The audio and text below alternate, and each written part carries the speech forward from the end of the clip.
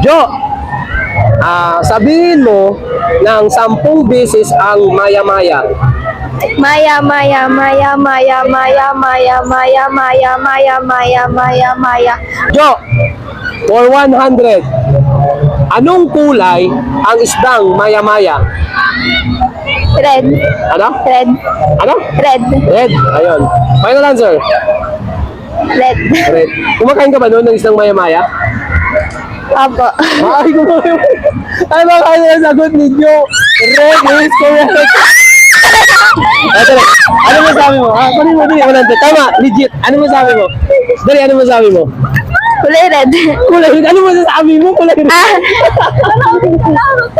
Natin kita. Marami mo lang thank you na ano ba yan? Ano Jo? Thank you lang po. Thank you yun. Thank you guys. Kumakain pala siya ng isang maya-maya.